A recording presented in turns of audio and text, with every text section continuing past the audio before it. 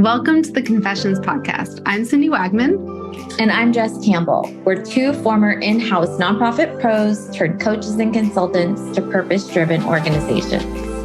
After years of building up our separate six-figure businesses from scratch, we've thrown a lot of spaghetti at the wall and have lived to see what sticks. We're on a mission to help other nonprofit coaches and consultants looking to start or scale their own businesses past the six-figure mark by pulling back the curtain. Whether you're still working inside a nonprofit and thinking of one day going out on your own, or you've been running your consulting business for years, you understand that working with nonprofits is just different. We're giving you access to the business leaders who serve nonprofits as their clients. You know, the people who truly get it. No more gatekeeping, no more secrets. This podcast is going to give you an inside look at what running a successful nonprofit coaching and consulting business looks like. Basically, we're asking people how much money they make, how they get paid, and what has and hasn't worked in their businesses. Listen in as these leaders share their insights, their numbers, and the good, the bad, and the ugly when it comes to building a nonprofit coaching or consulting business. We're going to empower you to make the power moves that give you the income and freedom you set out to create from day one. You ready? Let's go. We're so pumped you've tuned into the Confessions Podcast, where we're pulling back the curtain on all things nonprofit coaching and consulting. To keep things super fun, we're doing a giveaway to celebrate our launch. Woohoo! We've rounded up our 4 favorite business goodies to help you build your business.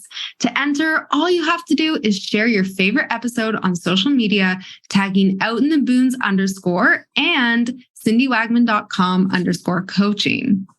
Or DM us a screenshot of your subscription, rating, or review. The giveaway ends on September 30th. Good luck. Hi, Cindy. Hey, Jess. We're back with another great episode.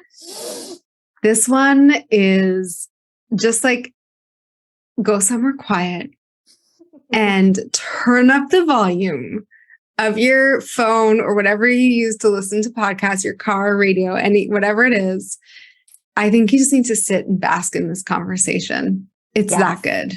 Yes. So thanks to Cindy here, I'll just give credit where credit is due.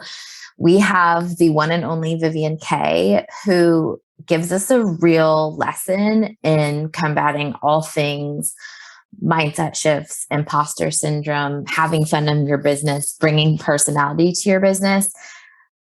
The whole time we were just like throwing our hands in the air, cheering like, yes, yes, yes. It was so good.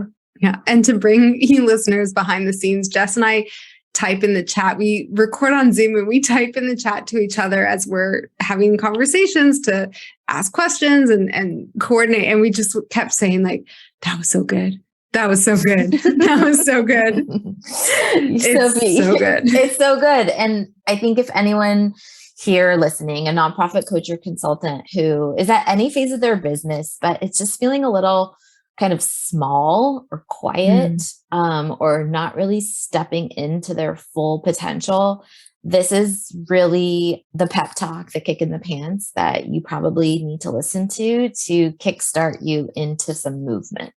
Mm-hmm. And I really took away that authenticity, and you'll hear it in Vivian's voice, in her stories, in her examples, how authentic she is and how stepping into that has allowed her to build the business that is just so perfect for her. And I want that for all of you. And I know Jess does too. So as we said, give this a listen and let us know what you think. Yes. Enjoy.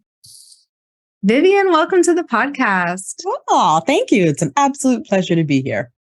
I'm so excited for this conversation because I've seen you in person and you're fire. And I just know that our audience needs to hear from you. And audience, both of us. Both of us too.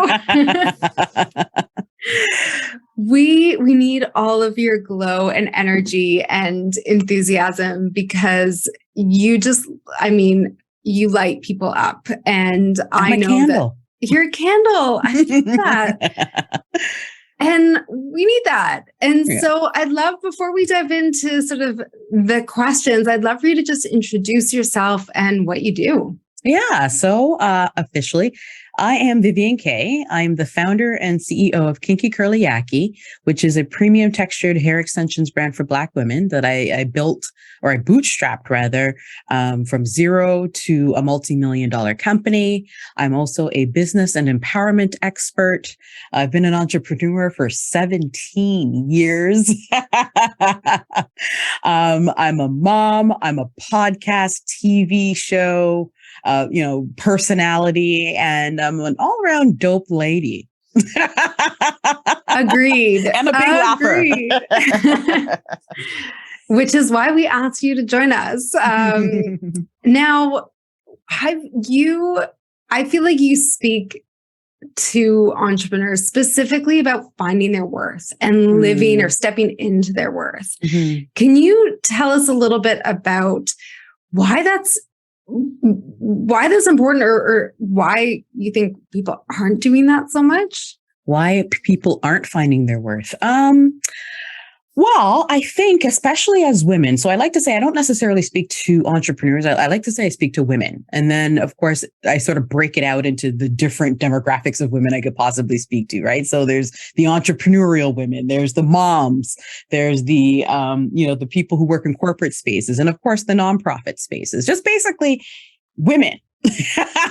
And Black women or women of color, because, we're taught by society that, we shouldn't take risks. We need to stay safe. We need to be good. We need to be this, and right? So when society is constantly telling you all sorts of stuff, it's easy for someone to, I guess not really know their value, right? Especially when everyone's always telling you, whatever, it doesn't matter what you do, it's not worth it, or it's not valuable, or you're this, or you're that. Like someone's always finding something wrong with you. And so I'm one of those people who, obviously I live in society. So, and especially as a Black woman, as a single mom, as a college dropout, as an immigrant, and a woman, period, I that weighs heavy on me. Right. And so then one day, I just woke up and said, no more. I'm worth it. Like I may not be as shiny like you, but I'm shiny in my own way. Like I mentioned, I'm a candle. So I'm a candle that lights other candles. Right. And so I want people to see their worth. And especially women, and especially women of color, and especially entrepreneurial women, and especially Black women and with people of like just anyone who needs to hear it, come and listen. First of all, you have the best laugh. Thank you. You really do. So you just mentioned one day you woke up and said, I'm done. And I imagine for people that are listening, even myself included, that is, can feel easier said than done, or maybe not.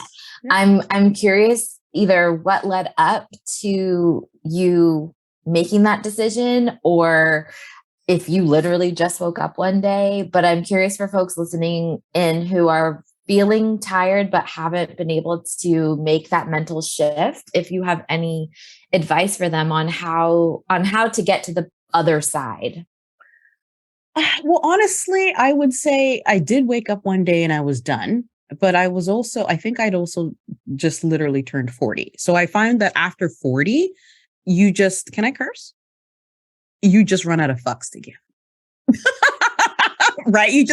You could care less, because if you think about it, you spend your 20s trying to be a grown up and, worrying about what other people think and trying to get yourself established and comparing yourself to your peers. And in your 30s, you're still doing the same thing, except you're a little bit more sure of yourself, but you still haven't quite found that footing. Right. But by 40, you're like, shit, I was already standing on a great foundation. I don't know who talked me out of thinking that I didn't know what I was thinking, or what I wanted, or what I was doing.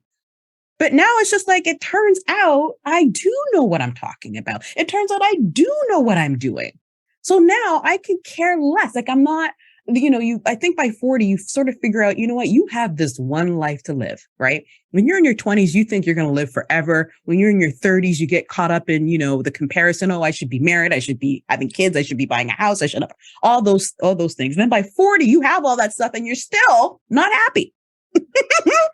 And why? Because you'd spent all this time trying to please other people. And so then I literally just woke up one day and said, you know what? Screw it.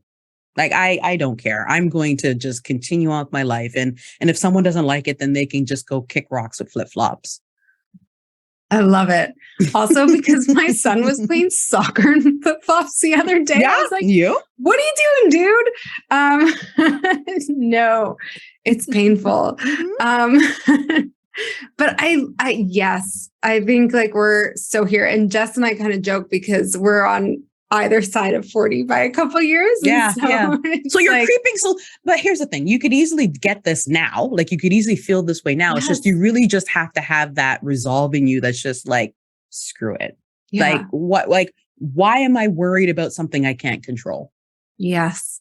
So how do we take that energy and that fuck it mindset, and how do we bring that into our decisions and behaviors as in our case, nonprofit consultants and people, entrepreneurs who still have like a big hangover of like the nonprofit mindset. Yeah. And, it's something that I think we have to cultivate. So how do you cultivate it?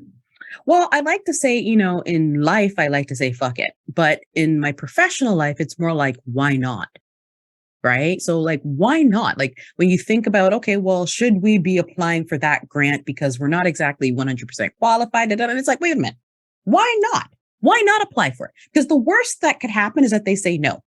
So why not put yourself in a position for that yes? Right. So one of the things that I've been sort of saying this year is, what's the best that could happen? Right. And so instead of thinking, the glass is half empty and the glass is not full no, let's think on the more positive side. Right. So what's the best that could happen? And so I think, we mentioned, we talked a little bit about this before we started recording, but, in the nonprofit sector, that's probably like one of the most humblest, the humblest areas you could ever be in, in terms of, in career. So you're forced to be humble, but, if you really think about it, it's the place where you shouldn't be, because you're helping people and you need to be able to, to have that big ask. You need to be able to say, why not? Why can't we apply for these things? Why can't we ask for money? Why can't we, do this project that no one thinks a nonprofit should be doing because it's not a nonprofit-y thing, because only for-profit companies do that type of stuff. Well, why can't you apply it to your business, right? And so now I'm not saying to go around and act like, jerks or anything, but, but just ask yourself, why not? Why can't we do these things? Why not? Like it doesn't hurt. So you might as well just do it. I'm curious if you have a why not story, like one time when you really did just say, whether it was in your head bucket or it was professionally, why not, and what that resulted in.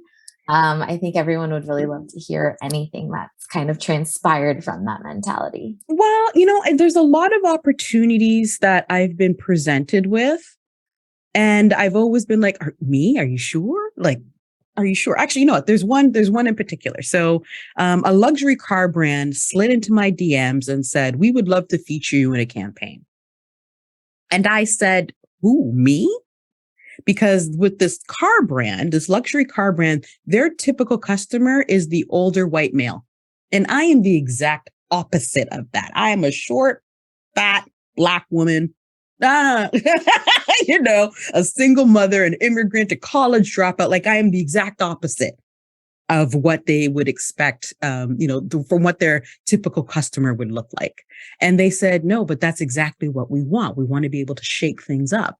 And we think you're the perfect person to do that. And so then at first I had a little doubt because I was like, oh, I already know what's going to happen. The trolls, and people thinking that I didn't deserve to be that. But then I had to sort of stick a pin in it and be like, why not? Like, why not? It's not like I reached out to them and they're saying no to me. No, they watched me and said, this is the type of vibe we want for our brand. We think you're perfect for it. And I'm here to deny them. Why? Why should I deny them? So I just thought, why not? And so then I said, okay, let's do it. And it's been a ride ever since. And that was last February. And now every single month you see me in a different new luxury car because I said, why not? I want your gig. I mean, Jess and I are writing notes to each other like, yes, we love this. But I love, okay, so the first thing that came up for me as you were telling that story is like the immediate imposter syndrome that comes up for all of us. Yeah. And how you use that why not to overcome that. Mm-hmm. But I'd love for you to talk a little bit more about, because I think we all suffer from imposter syndrome, Mm-hmm. and that shows up a lot in how we have those conversations. Mm-hmm. And I know you talk a lot about this, so give us your pep talk. Tell us about, how we can start to overcome that feeling of not being worth it. Well, listen, the feeling of not feeling like you're worth it stems from something. Like it's actually a tangible thing. Like if you think about it, like, I forget what the exact number is, but let's just say I, as a Black woman, I make 67 cents on the white man's dollar. Right. So, and I think with white women, it's like 77 cents or something like that. And, our Indigenous women make 65 cents and our disabled sisters make even less than that, like 50 something cents. And so it's actually in the numbers. It's in the data that we are valued less than our white male counterparts. Right. And so it's rooted in something. But the only difference between us and them, in my opinion, is audacity. So as I mentioned earlier, we are always taught, especially as women, to be not to take risks, to always stay on the safe side. Even we teach our children, like your boy was playing in flip-flops and playing soccer and you're like, he's crazy. But if your girl was doing that, you'd be like, hey, little girl, go inside and change your shoes and wear the proper shoes before you play soccer because you're going to get hurt. I'm sure you told the boy he was going to get hurt, but he didn't care because he has the audacity. Right. And so, I think that's what's missing. So a lot of us have that expertise. We have that experience. We have that know-how. We just don't have that audacity, that boldness that boys are brought up with and apply to everything that they do. We don't have that. Right. And even when girls do have it, it's, they're arrogant, they're aggressive, they're this, if we're assertive, it's, she's a bitch. Whereas boys don't get that. Right. And so now I forget what your question was. It's good. I love that. I mean, we all, that audacity, I think is something that we have to build muscle with. Yeah. But I'm going to let Jess ask a question and we can chat more about it. No, I forgot what the question was. No, I think you answered it. And I'm sitting here thinking, okay, how do you carry that mentality through when you hear a no, when things don't go your way? I think as women, especially, for example, you just told the story about the little boy, right? And they are trained from birth to let no's slide off their back and they get really good at asking it a different way, right? Where women, I know even just in my little girl, I have a 6-year-old daughter, I watch what a version of no does to her. And she takes it personal. Oh, that is like an understatement for my girl.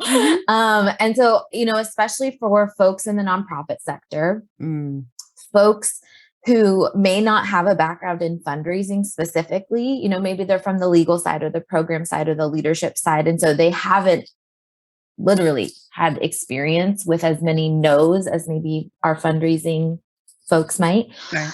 But now they're in their own business, right? And they have to ask for business. Right.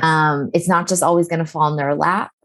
How do you practice audacity? How do you practice the, why not me's after you've been kicked down a couple of times. Well, that's the point. You will get kicked down a couple of times. Like we talked about audacity being a muscle. Like success is the child of audacity, right? So the only way you're going to get to that success is to have that audacity. And in order to get that audacity, you're going to hear a couple of no's. But if there's one thing you got to keep in mind is no one ever died from no.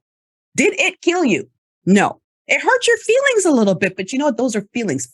Feelings are not facts. Right? So you just need to, okay, they said no. Okay, you know what? Cool. That may be not the right opportunity for me. Okay, we are back with another rapid fire round of questions. Vivian, you ready to play? I'm ready. Okay, thanks for being a good sport. What is the best vacation you've ever been on and why? I just came back from, I'm originally from Ghana, West Africa, and I just came back, well, not just, but recently came back from 10 days. And I didn't bring my kid. I wasn't with my parents. So it was just me just gallivanting. And Amazing. Honestly, it was like, yeah, it was one of the best vacations I've ever been on. Solo vacation. I'm a big fan. Big fan. If you had an extra $100 to spend, what would you buy? If I had $100 to spend, what would I buy? I'd probably take it and do something with my kid. Like we'd probably go to like the sea, like, somewhere like the CNE or, something fun where I'm really into creating memories for him, like giving him the experiences as opposed to giving him stuff. Mm-hmm. So I would do something with him just so he could remember that. I love it. Yeah. You mentioned a bit earlier that you had an opportunity to work with a luxury car brand. And both Cindy and I were wondering, who is your dream luxury brand to work with? My dream luxury brand, believe it or not, is not a luxury. But actually, no, I guess it would be. It could be. I would say an airline. So I was going to say Air Canada, but they're going through it right now. Definitely not a luxury. Also not maybe Air Canada. I mean, it's a luxury to fly, but come on. Yeah. But I would say an airline. Like I would say, actually, I was just looking today at Sunwing because they have single parent packages. So I was like, oh man, wouldn't it be great if I could be an influencer for Sunwing and just me and my son just gallivant around the world and just do trips. So I'm putting that out there. Sunwing and manifesting to become like an influencer and travel around the world with my son. So yeah. Amazing. Well, thank you for playing. Great answers. And I hope that comes true. It will. It will come true. And then you know what? The better thing will come next. And you're like, oh, I'm so glad I didn't take that last thing. I'm so glad that last thing didn't work out for me. Right? Like what's that saying? God closes a window, then, the next thing you know, he's opening a roof or something. Or what? One door closes and another window opens type thing. Right? So you have to have that. Listen, if you're going to achieve any sort of success, you have to take those no's on the chin. You have to. Otherwise, you're going to you can't spend your life, licking your wounds all the time. It's like sometimes those wounds become scars and those scars become, I don't know where this is going, but, you need those no's. Like you cannot take it to heart. You cannot take it personal. It's just business. Right. And so those no's are the muscle. Hearing all those no's. Okay. You keep going. And then eventually those no's will just roll off your shoulders. And you're like, okay, that's okay. They're lost. And then the next person or the next organization or whatever it is that says yes, it's going to be one of the biggest yeses, right? Or even if it's just a series of small yeses or maybe not right now, right? Everything isn't like, again, nobody ever died from someone saying no. No one. So it doesn't hurt to ask. You don't do it to yourself. Don't say no. Don't count yourself out before someone else does. What's the point of that? The world will do that for you. So don't make someone else's. Yeah. Don't make their decision for them. I always say. Exactly. Oh, I literally have so many notes I want to ask you about.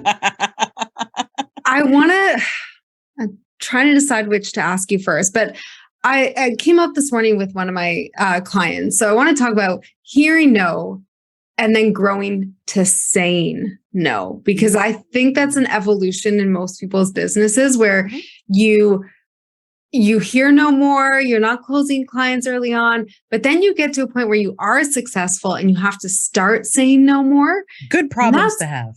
A good problem, but it's a hard problem. What I see people struggle with is having to say no to money in hand in order to have opportunity to build what your business dreams are. Right. And I would love for you to talk a little bit about the audacity that's required when you're saying no. Right.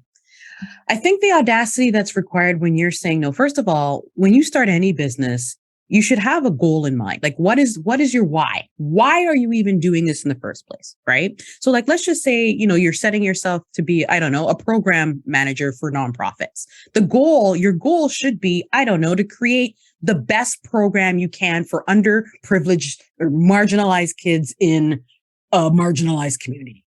Let's just say that's what that is. Right. So that's the goal. So everything that comes your way will not necessarily help you get to that goal. So you have to always keep that why in mind. Why are you doing this? I'm doing this because I want to help marginalized kids learn how to read. Is working with this organization going to help you get to that end goal? Yes or no? Simple. It's black or white, right? If you have to find yourself rationalizing yourself into a yes, then it's really a no, right? And so really, again, you just have to focus on what your why is. What's your end goal? What are you trying to accomplish here? If it does not align with that end goal, don't do it because you'll regret it. And trust me, it'll be one of the, I don't want to say the biggest regrets, but you'll look back on it and be like, I shouldn't have done that. Yeah. Those are always the clients you end up regretting working with. Yeah, for sure. The ones you have to talk yourself into, and not because you have imposters. There's a difference between imposter syndrome, where you do know you have the skill set, you just don't have the audacity or the confidence to do it. And then there's no, this just doesn't align with what I want to do, and you're just taking it because you need to be able to pay your bills. Well, that's going to come back and bite you in the ass somehow. It always does. Right. So sometimes it's better to just, okay, does it align with what I want to do? Yes or no?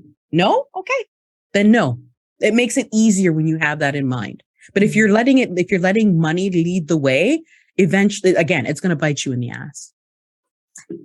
So another place that I know Cindy and I see imposter syndrome rear its ugly head is in how you show up as a brand, as a company, how you develop your culture, especially in the nonprofit consulting space. There's a lot of agencies and, multi-million-dollar machines of businesses compared to the, single business owner. Yeah. Yes. And I think that we looked towards some of these other companies and try to mimic those. And I'm just curious, I can tell just your brand just by like the color on your walls and your nails and just everything. Like, you bring your personality and vibe into everything that you do. I know, because I know how successful you are, that radiates all the way, trickles down to how you serve your clients. So I'm just curious, for anyone who's having imposter syndrome or, feeling a little bit shy about shining, being their own version of a candle, what you would say to them, or how to even get started. I think starting is probably the trickiest part.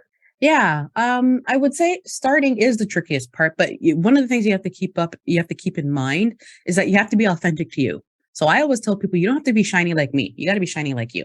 And just remember, I mentioned that I'm a candle. Candles shine, light shine, mirrors shine, sun shines, diamond shine. All those things shine. So you have to be authentic to yourself and shine the way you would shine and how you would show up. Because especially if this is the long game, you can't go in pretending to be someone else, because that's where the imposter syndrome will live with you, because you're not being true to yourself. Right. And so you just have to keep in mind that you have to show up authentically throughout everything. It's like hot sauce. You just got to put that on. You got to put that shit on everything. right? So if you're going to be like me with the long pink nails and the pink wall and the bright glasses, and then just be you all the way through, because you're going to attract the people you need to attract, right? You can't, like I always say, especially in the entrepreneur space, people are like, oh, well, I can't because Amazon's my competition. No, Amazon is not your competition, because Amazon doesn't have you. You are the secret sauce, right? Amazon can't compete with you and you can't compete. So why are you trying to even compete with Amazon? Right? Amazon doesn't have that secret, that je ne sais quoi, right? They just, you buy a thing that is not going to last forever, and then they throw it in a box and it gets delivered to your doorstep and you're good. But when you're looking for something specific, you're going to go with you're going to go with someone or the brand that stands for that. Right. And so you want to be yourself. You want to be memorable in your own way so that you, my brain I had a brain fart just there. See, I'm being my authentic self. Like sometimes, people ask me questions and I'm like, you know what? I don't know. Oh, there's so much power in that answer.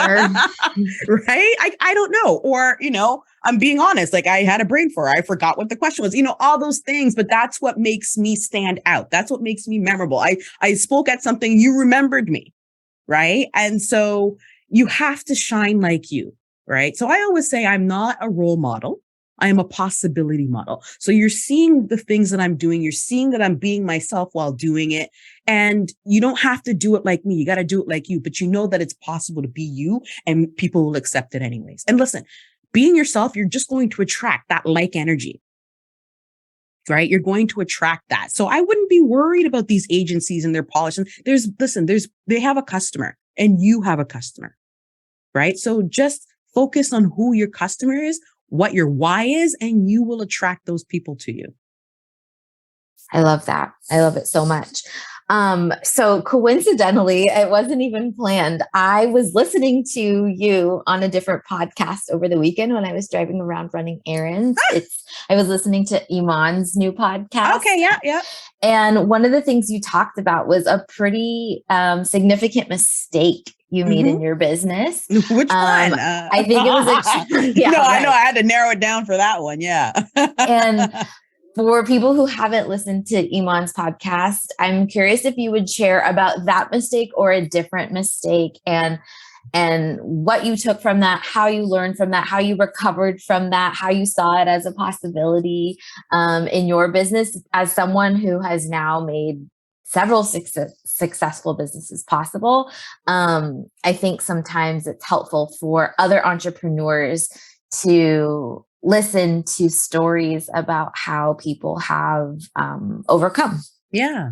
Well, there's a lot of things that I've overcome. So, being a mom, being a single mom at that, being a Black woman, being an immigrant, being a college dropout, again, being all those things that when you look up success in the dictionary, you wouldn't see someone that looked like me or had the same experiences as me listed as a success, right? So the mistake that you were referring to is a $12,000 mistake that I made.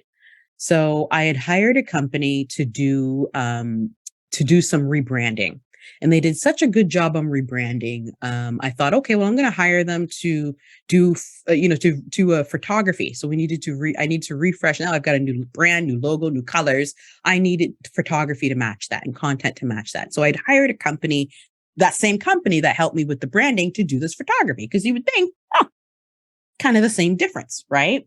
And so then my problem was, or the mistake that I made was I was hands off.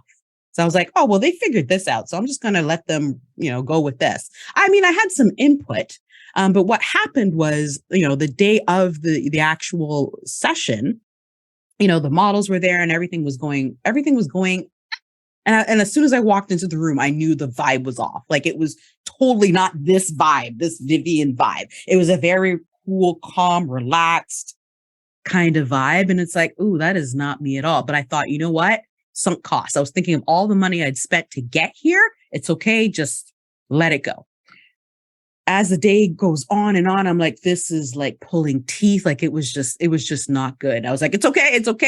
I was thinking about the $12,000 I'd already, and US dollars. So the 12,000 US I'd already sunk into this. Let me just let it go until I got back the photography. Like I got back the final product. I saw the photos and I was like, okay, it's okay. It's okay. I'm going to let it go. I'm going to let it go.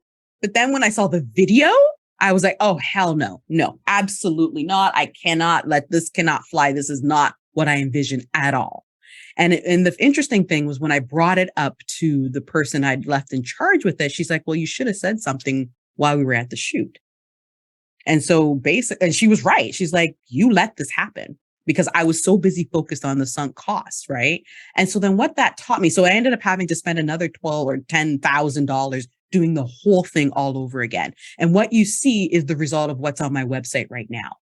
And so what it taught me was you can't trust someone else with your vision, right? You can't, again, you have that goal in mind, right? So even when you start to hire people on and you have that why, you have to communicate that. You have to communicate your missions. You have to communicate your values. You have to communicate why, working with this type of company does not align with what you want to accomplish as a nonprofit.